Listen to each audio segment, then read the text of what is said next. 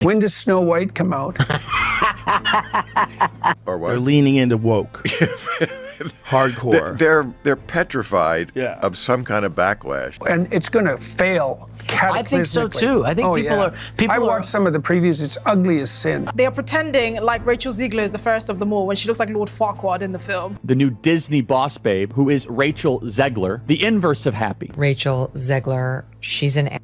She's also just a spoiled, entitled, narcissistic brat. Rachel Zegler, like so many kids raised on TikTok, she's all for infantada is the only global solution. So she comes off as an insufferable, whiny brat. Rachel Zegler is extraordinarily woke, but she's woke in a way that's quite deranged. Now, I'm guessing that she's not married. I'm guessing that she doesn't have kids. The movie is a complete disaster, by the way. She has been sabotaging this film for years at this point. No one on the right side of America can stand the star of this movie. And, you know the saying, go woke, get broke, and Disney's going to lose money on this movie. And I believe it only made less than $1 million in China. And accusing Disney of inserting unnecessary feminism into classic fairy tales. The movie has a major identity crisis. The movie is doing catastrophically.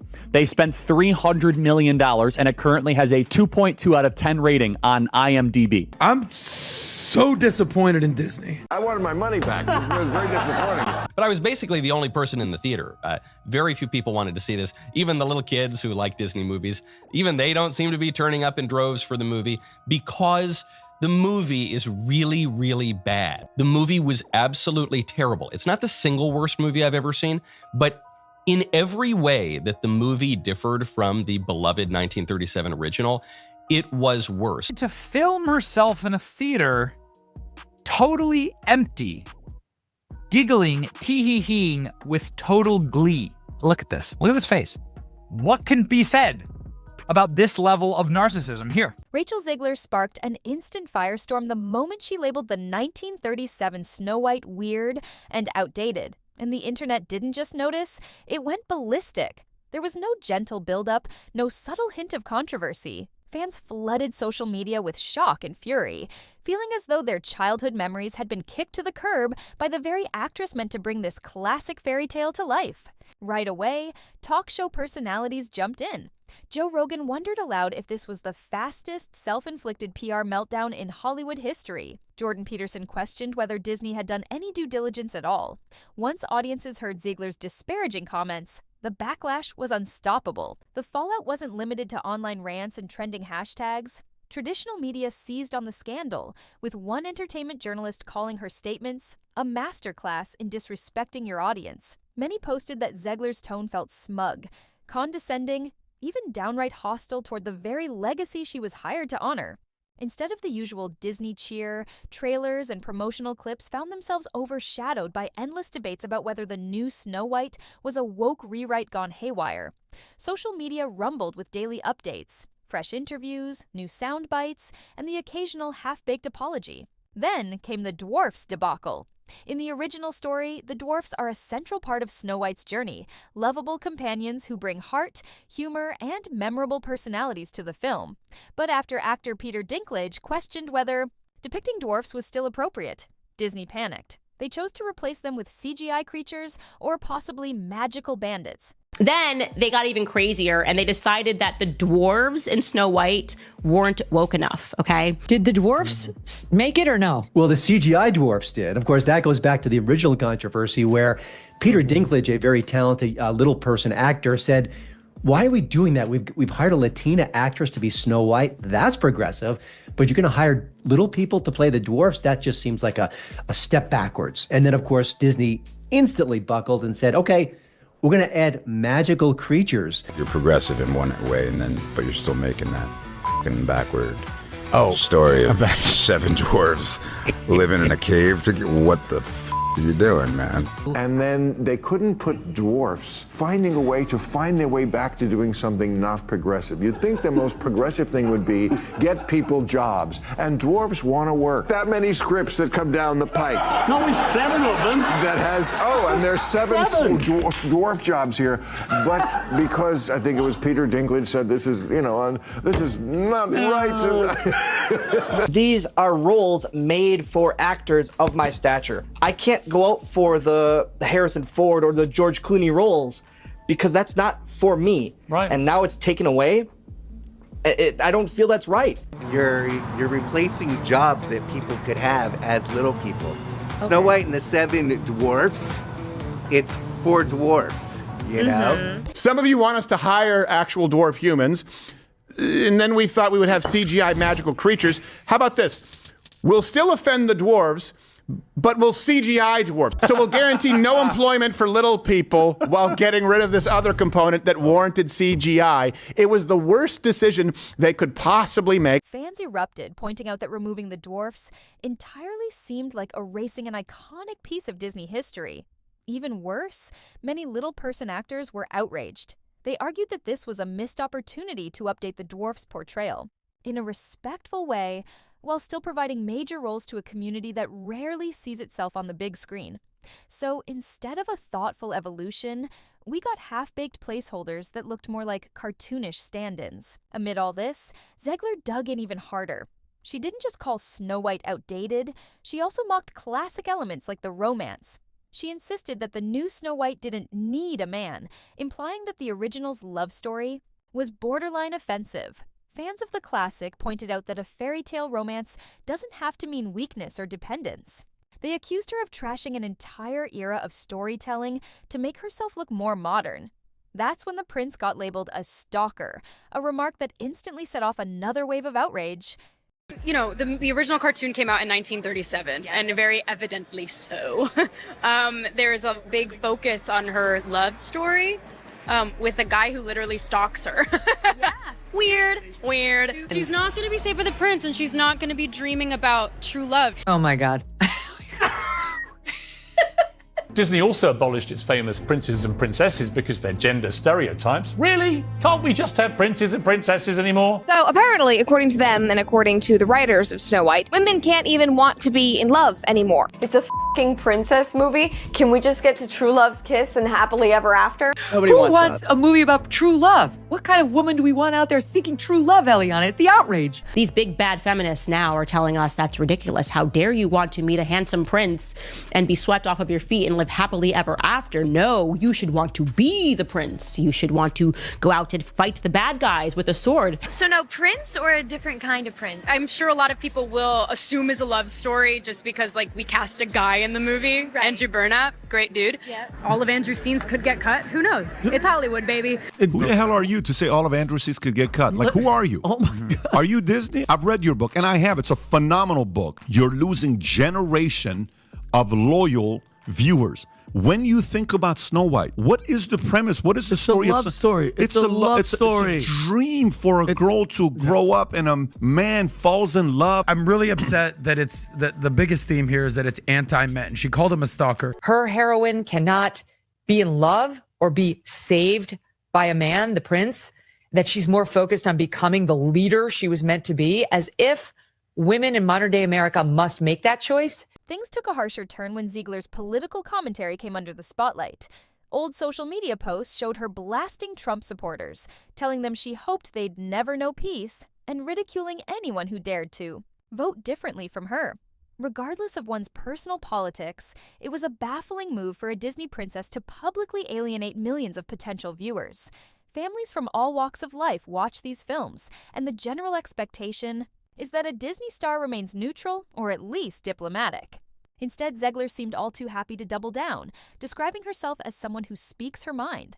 You actually don't want to know what celebrities think politically. We have a really important presidential election for you to vote for Kamala Harris. And it's actually non-negotiable. Our rights are on the line, folks. And if you disagree with this sentiment, just hit the unfollow button. I don't need your business. Thanks. She wasn't able to quantify or to say what Kamala stood for, what the Democrats were going to bring into place. You know, I don't need your business. You know what? Maybe Disney does. Maybe you're a tool, you're a pawn in this film. So she came out and took a large dump on half of the country, everyone who voted for Trump. President Rachel Zegler also posted, F Trump kinds of posts on social media. She also said that she hoped that Trump supporters, quote, never know peace. But you are not entitled to call for Trump supporters to be harmed. Like, you are actually not entitled to do that. And so let me just remind you, Rachel Zegler, of what the map looks like, just so you can understand when your Disney movie is coming out, how many people you are wishing harm upon. Like, this is America right now. I will love you through these 4 years as best I can. F Donald Trump. Yeah, totally stable thing for her to be posting, wishing harm upon Trump voters, wishing that we have no peace. Don't alienate half of the country when you're putting out a product meant to appeal to all. It's the Michael Jordan Republicans buy sneakers too. And if she hadn't have opened her mouth, I think that this movie might have done well. They might have just been able to ride on the hopium of the movie and some well-cut trailers, and people would have paid to go see it. And then it would have fallen off when people knew it was garbage. But Rachel Zegler made it so hateable that you really sabotaged and took hundreds of millions of dollars from the studio. I don't know how anyone would ever want to go into business with her ever. Yeah, because there's nothing more effective than 19-year-olds educating the rest of the voting public while yelling, "Okay, boomer." Her fans applauded her passion, but critics argued she was sinking her own film. Joe Rogan quipped that free speech doesn't mean free from consequences, especially when you're banking on a family audience. Bill Maher noted that Disney likely had nightmares about losing half the country's dollars at the box office. Jordan Peterson said it revealed a shocking disregard for the broader audience's perspectives. Critics tore the movie apart as soon as they had a chance to review it. The major complaint was that it lacked soul and magic. Gone was the warm fairy tale glow, replaced by a hammered-home message that felt more like a scolding than an update. One reviewer wrote, "They made Snow White unrecognizable. It's not just about feminist empowerment, it's about forgetting why we fell in love with these characters in the first place." Others took issue with the modern songs, calling them hollow and forgettable. It's got extra musical numbers that are incredibly unnecessary that really add to that runtime, and let me go ahead and let you know that they're absolutely f***ing atrocious. Disney deleted Someday My Prince Will Come and made a modernized feminist alternative. They say all you have to do to make your wish come true is let it echo, echo, echo, echo. It's awful, generic. Never mind that the lyrics make no sense at all. All you have to do to make your dream come true is let it echo. Is it like on a metaphorical level? What does that mean? Inside Disney, whispers of panic and frustration spread quickly. Anonymous insiders told journalists that top executives were livid. They'd banked on nostalgia to guarantee success, only to watch Zegler sabotage the film's promotional tour with her endless commentary. According to some sources, there were heated meetings about whether to limit her interviews, but the damage was already done by then. They flew an executive, one of the producers, out to go visit personally with Rachel Zegler to say, could you please take that down? Because we understand you can have your political views, but those aren't really helpful while you're trying to build an audience for a movie. But like maybe not, maybe just take the tweet down. And she wouldn't. And then they had to hire a special media consultant for her to follow her around all the time and make sure she didn't continue on Snow White and the Prince and young love and women who want to get married. The son of that producer who got on the plane to go over and say, would you please, for the love of God, take this down? And she wouldn't, was all on Instagram yesterday admitting it all. And then Jonah Platt, who's the son of the producer of the film, responded and said, you really want to do this? Yeah, my dad, the producer of an enormous piece of Disney IP with hundreds of millions of dollars on the line, had to leave his family to fly across the country to reprimand his 20-year-old employee for dragging her personal politics into the middle of promoting the movie for which she signed a multi-million-dollar contract to get paid and do publicity for. This is called adult responsibility and accountability, and her actions clearly hurt the film's box office. Free speech does not mean you're allowed to say whatever you want in your private employment without repercussions. Tens of thousands of people worked on that film, and she hijacked the conversation for her own immature desires at the risk of all the colleagues and crew. Believes that she should be able to express herself regardless of the consequences to everybody else. In reality, you have a job. You're getting paid to do this job. You signed on the dotted line. And that job comes with certain basic responsibilities. One of the most basic is the responsibility to control yourself and comport yourself a certain way publicly so that you don't harm the project and thereby harm all the hundreds of other people who are working on it. So what do you think the odds are of this person working ever again? Disney also worried about the dwarfs fiasco, realizing too late that it might have been better to work with little-person actors to reshape the roles, rather than cut them out entirely. Rumors circulated that certain reshoots were attempted, but the scheduling chaos and ballooning budget made it impossible to fully salvage the storyline. By the time the film hit theaters, everyone seemed to know it was a train wreck. The meltdown overshadowed everything else about the production. Even if the cinematography had been stunning or the supporting cast delivered fantastic performances, nobody seemed to care. Zegler's string of incendiary interviews became the main storyline. She'd pop up in a viral video calling the classic prince a stalker, or roll her eyes at the idea of nostalgia, and fans would recoil again. It reached a point where critics admitted they couldn't review the film objectively because the negativity swirling around it felt too overwhelming. Memes popped up comparing the original Snow White's innocent charm to Zegler's edgy, almost jaded attitude. As if that weren't enough, political tension spilled into the debate when more of Zegler's old social media posts resurfaced, revealing blunt insults directed at anyone on the opposite side of her worldview. People who had never paid attention to Disney politics suddenly weighed in, declaring they wouldn't spend money on someone who mocked them. A new wave of boycotts emerged, overshadowing even the controversies about dwarfs and the missing romance. Disney tried pivoting marketing strategies, showcasing the film's visuals, focusing on random behind-the-scenes footage, but the brand synergy was broken.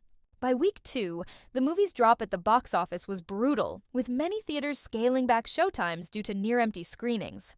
Pop culture news outlets reported that even children, the target audience, seemed uninterested. Parents shared stories online about how their kids didn't recognize or relate to this new Snow White. Others said they found the promotional materials off-putting, with an oddly aggressive tone that felt nothing like the Disney magic they grew up loving. Some fans who saw it out of curiosity described the film as watchable but forgettable, overshadowed by all the drama off-screen. It didn't take long for speculation to swirl about the future of Disney remakes. Industry insiders asked if this was the final straw. After a string of controversies with other live-action adaptations, many wondered if Disney would finally focus on original stories or adopt a more balanced approach when modernizing classics. At the center of that storm stood Rachel Zegler, now labeled box office poison by certain anonymous studio executives. People questioned whether she'd get another high-profile role soon, given how her commentary overshadowed everything else. Some said she was young and naive. Others insisted she was just plain arrogant. Meanwhile, the dwarfs controversy lingered. In the background, a constant reminder that what started as an attempt at inclusivity ended up removing roles from the very people it aimed to protect. In the end, fans felt the biggest tragedy was that a film tied to one of Disney's most iconic legacies had become a punchline in record time. It didn't just bomb, it sparked a debate about how studios should handle timeless stories, how actors should engage with political and cultural topics, and whether modernizing a classic has to mean torching everything people once loved about it. The meltdown also exposed a deeper divide, as some fans argued that change is always good and that the 1937 version needed an update.